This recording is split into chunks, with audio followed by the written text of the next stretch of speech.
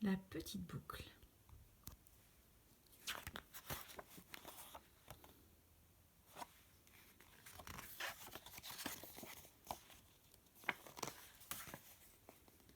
La petite boucle.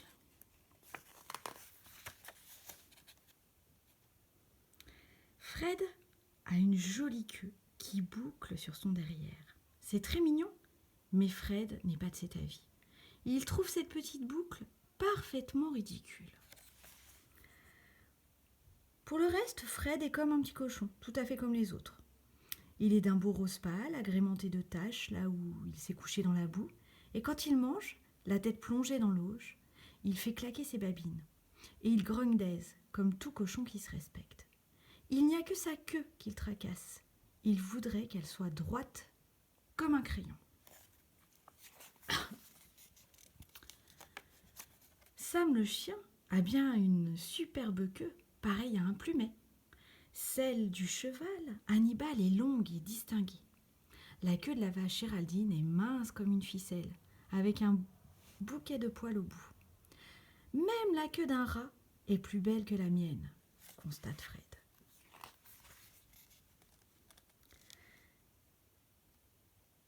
Il faudrait la défriser, tout simplement, dit Hannibal. Comment ça demande Fred. C'est tout simple, répond Hannibal. Il pose son gros sabot sur le bout de la queue de Fred. Maintenant, avance, dit-il.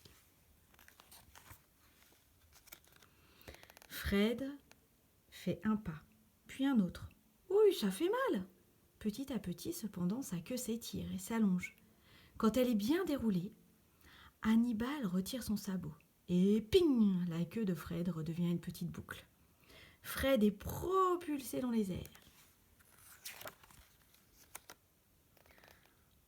Aïe, crie Sam quand Fred atterrit sur sa tête. Je pense à quelque chose, dit soudain celui-ci. Si je prends ta queue entre mes dents et que tu me tires, ta queue finira par devenir droite, non ? Aussitôt dit, aussitôt fait. Fred se met à remorquer Sam. Il longe d'abord la porcherie. Il tourne autour de la mare, il traverse les prairies semées de boutons d'or. « Assez, gémit Fred, lâche-moi, je t'en supplie. » Mais à peine Sam a-t-il desserré les dents que, ping, la queue de Fred redevient une petite boucle. Quelle déception! Géraldine, qui a tout vu, regarde Fred d'un air pensif. Et tout à coup, elle a une idée. Une très bonne idée. Elle la confie à Fred et Sam. De nouveau, celui-ci saisit la queue de Fred entre ses dents et quand elle est bien déroulée, il la dispose adroitement dans la boue. Fred n'a plus qu'à se coucher et à attendre.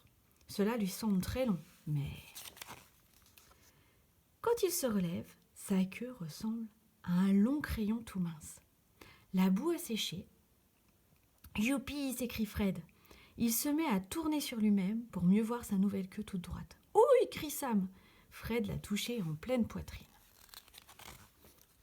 « Tu n'as pas l'air très malin comme ça, lui dit sa mère. » Mais Fred est ravi de ne pas ressembler aux autres. « Je peux remuer la queue comme Sam, si je veux, » dit-il en joignant le geste à la parole. « Arrête, Fred, protestent son frère et sa sœur, tu nous fais mal avec ta queue. » Dehors, il commence à faire sombre. Et la maman de Fred rassemble ses porcelets pour la nuit. D'habitude, ils dorment blottis l'un contre l'autre. Mais ce soir, la queue de Fred est toujours dans le chemin. « Hors d'ici !»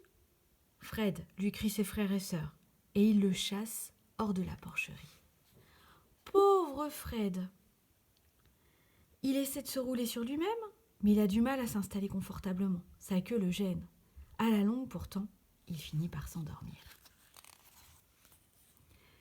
Il est si fatigué qu'il continue à dormir, même quand il se met à pleuvoir. La pluie ramollit la boue et bientôt, la queue de Fred est de nouveau toute propre. Quand Fred s'éveille, il s'aperçoit que sa queue est redevenue une petite boucle comme avant.